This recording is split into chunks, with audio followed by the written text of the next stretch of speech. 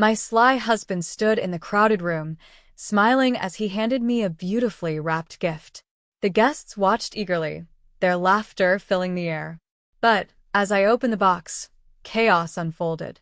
A swarm of flies burst out, attacking my face relentlessly.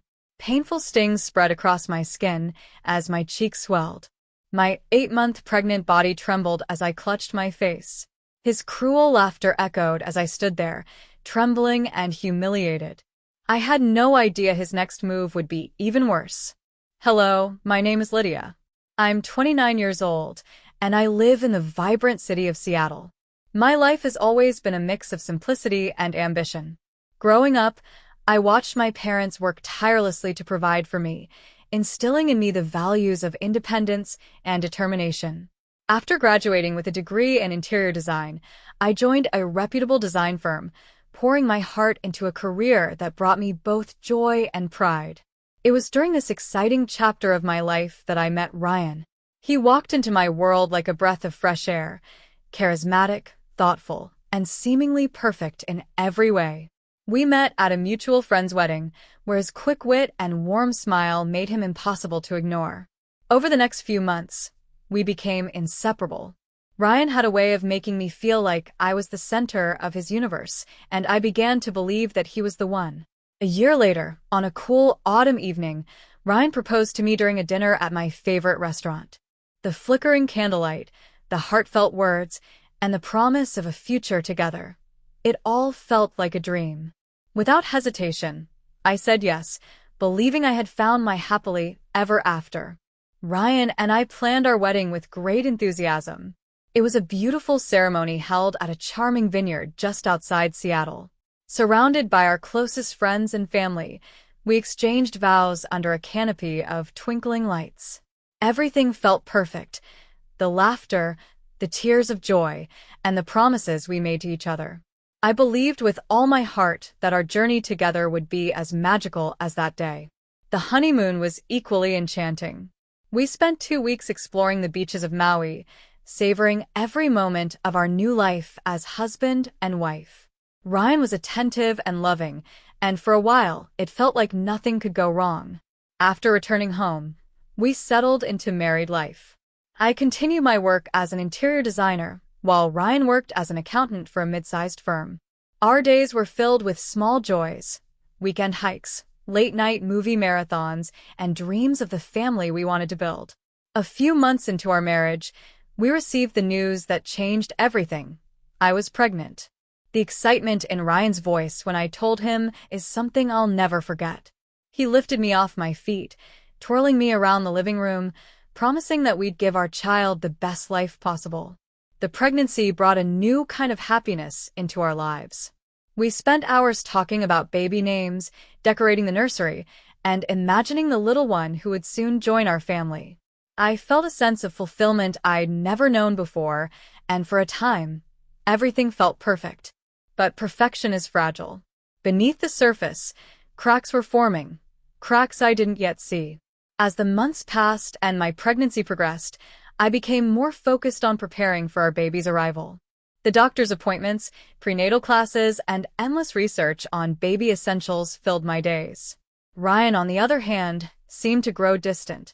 He was still charming and supportive in front of others, but at home, I noticed small changes: a temper that flared more easily, nights spent out with friends, and vague answers when I asked about his work. Determined to provide the best for our child, I started setting aside money for the baby's future.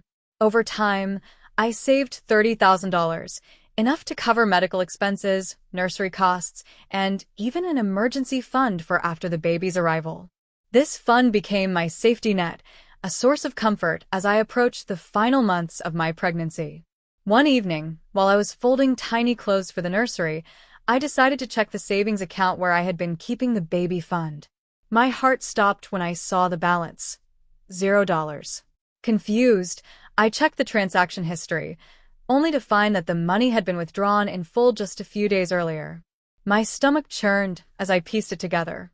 Ryan had access to this account. He was the only other person who knew about it. A sick feeling spread through me as I realized he had stolen the money. When Ryan walked through the door that evening, I confronted him immediately. "Where's the money, Ryan?" I asked, my voice trembling with anger and disbelief. He didn't even try to deny it. "I used it," he said flatly. "For what?" I demanded, tears welling up in my eyes. "For something important," he snapped. "I had a chance to win big in a poker game. I was going to double the money for us, for the baby." My heart sank. "You gambled away $30,000? That money was for our child. How could you do this to us?" Ryan's face twisted with anger. "Don't act like you're the only one who matters in this house," he said, his voice rising. "That money was as much mine as it was yours. Who are you to question me about how I spend it?" I was speechless. The man I had trusted, the father of my unborn child, had betrayed me so deeply that I couldn't find the words to respond. He leaned closer, his tone chilling. "You think you can talk to me like this? Just wait. I'll get my revenge when the time is right." Those words left me shaken to my core. Ryan didn't apologize, didn't show an ounce of remorse. Instead, he left the room as if nothing had happened, leaving me alone with my tears and my growing fear of what was to come. The days that followed were tense and cold. Ryan's words echoed in my mind. "I'll get my revenge when the time is right." I felt like I was walking on eggshells in my own home, constantly on edge about what he might do next. Despite my anger and heartbreak, I chose to focus on my baby, determined to shield myself and my child from his toxicity. As my due date approached, Ryan seemed to return to his charming self, or at least he pretended to. He began acting overly cheerful, planning an extravagant party to celebrate our anniversary. At first, I wanted to cancel it altogether. How could I celebrate anything after what he had done? But Ryan insisted. "It'll be good for us," he said with a forced smile. "Let's show everyone how happy we are." I couldn't help but wonder, how is he even affording this? He lost $30,000 gambling. My curiosity soon turned into dread when I discovered he had borrowed more money, this time from his brother, Alex. I overheard their conversation one night while Ryan thought I was asleep. "I'll pay you back," Ryan was saying. "The party will smooth things over with Lydia, and once she calms down, I'll sort everything out." Alex sounded hesitant, but eventually agreed, handing over the cash. My heart sank as I realized Ryan was piling debt upon debt, sinking further into his own mess. This wasn't just about the money anymore, it was about control. He wanted to humiliate me, to make me feel powerless. On the day of the party, I spent hours getting ready, forcing a smile on my face as guests began to arrive. I was 8 months pregnant, and the weight of the baby and the situation made every movement feel heavy. Ryan played the perfect host, laughing and chatting with everyone as if nothing was wrong. I, on the other hand, felt like an outsider in my own home, trapped in a nightmare I couldn't escape. As the evening progressed, Ryan clinked his glass, calling for everyone's attention. "I have a very special gift for my beautiful wife," he announced, his voice dripping with faux sincerity. All eyes turned to me as he handed me a beautifully wrapped box, adorned with a silver ribbon. "Go on, Lydia. Open it." I hesitated, my instincts screaming that something was wrong.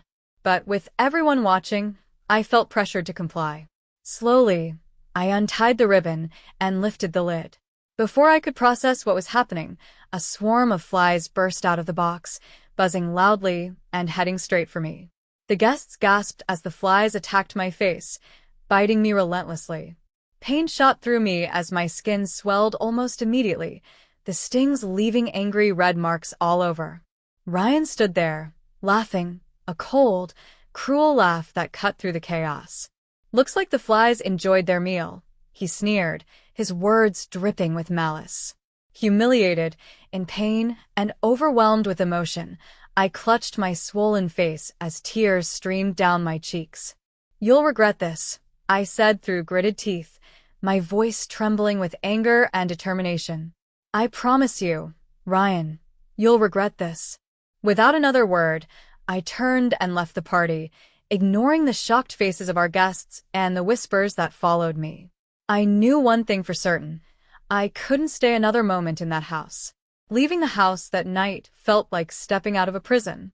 The crisp night air hit my swollen, stinging face as I walked away from the chaos of the party, ignoring Ryan's mocking laughter echoing behind me. I hailed a cab and asked the driver to take me to my parents' house.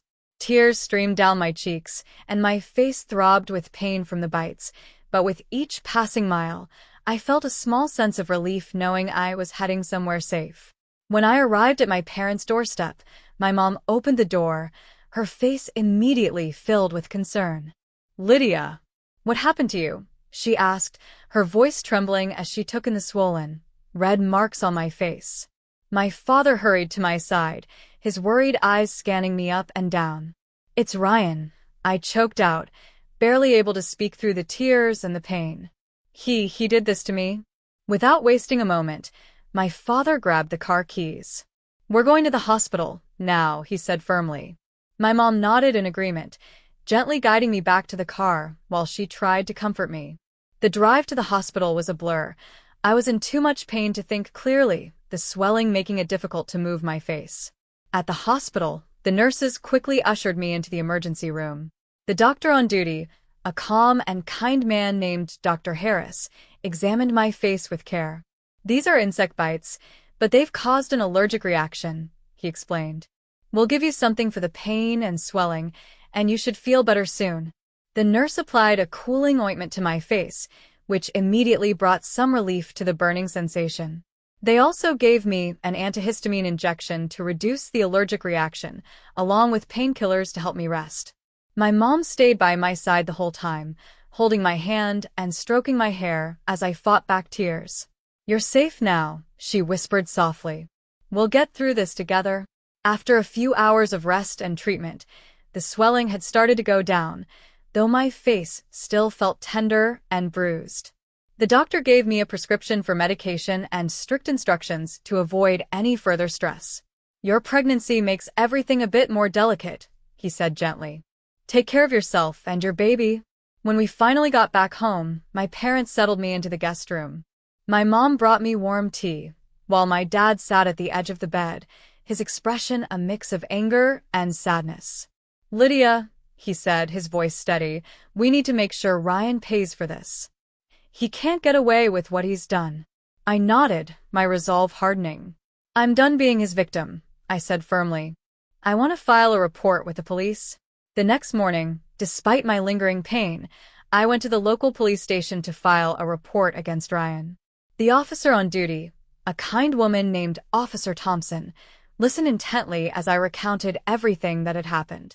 I handed over proof of the stolen money, bank statements showing the withdrawal Ryan had made, and described the public humiliation he had subjected me to at the party. "This is unacceptable," Officer Thompson said. "We'll take immediate action." "You've made the right choice, Lydia." Her reassurance gave me a glimmer of hope. Before I left, she promised to keep me updated on the case and informed me that they would be issuing a warrant for Ryan's arrest. "You don't have to face this alone," she said. "We'll ensure justice is served." That same afternoon, I met with a lawyer, Ms. Clara Reed. She was a sharp, no-nonsense woman who immediately understood the gravity of my situation. "Ryan's actions aren't just cruel, they're illegal," she said. "We'll make sure he faces both legal and financial consequences for what he's done." Ms. Reed helped me draft a detailed statement for the upcoming court case, including everything from the stolen money to the public humiliation and emotional trauma I had endured. "We'll hold him accountable for every bit of it," she assured me. 2 days later, the police called with an update. Ryan had been arrested. "He's in custody now," Officer Thompson said over the phone. "We'll keep you informed as the case progresses." Hearing those words brought a mixture of relief and sadness. I had loved Ryan once, believed in our future together, and even now, it hurt to think of how things had turned out. But as I rested my hand on my growing belly, I reminded myself who I was truly fighting for, my child. This wasn't just about me anymore. It was about protecting the life I was bringing into the world. The days after Ryan's arrest were a whirlwind of emotions. While a sense of relief settled over me knowing he couldn't hurt me anymore, I also felt the weight of what lay ahead. I knew I needed closure, not just through justice in court but also by severing every tie I had with him. It was time to end the marriage that had brought me so much pain. My lawyer, Ms. Clara Reed, had already filed for a divorce on my behalf alongside the criminal charges. "Lydia, this is not just about ending the marriage," she said during one of our meetings. "We'll make sure you receive everything you're entitled to, including compensation for the money he stole and the emotional distress he caused." The court case began 2 weeks after Ryan's arrest. Walking into the courtroom for the first time was daunting, but I reminded myself why I was there, for my baby and for my future. Ryan sat at the defendant's table, looking unbothered, as if the gravity of the situation hadn't hit him. His smug expression only strengthened my resolve. The prosecution laid out the case with precision. Evidence of the stolen $30,000 was presented, including bank statements showing the withdrawal Ryan had made. Witnesses from the party, who had seen the humiliation he subjected me to, also testified about the flies and the public ridicule. Ms. Reed didn't hold back, emphasizing how Ryan's actions not only caused financial harm but also emotional trauma, especially during a vulnerable stage of my pregnancy.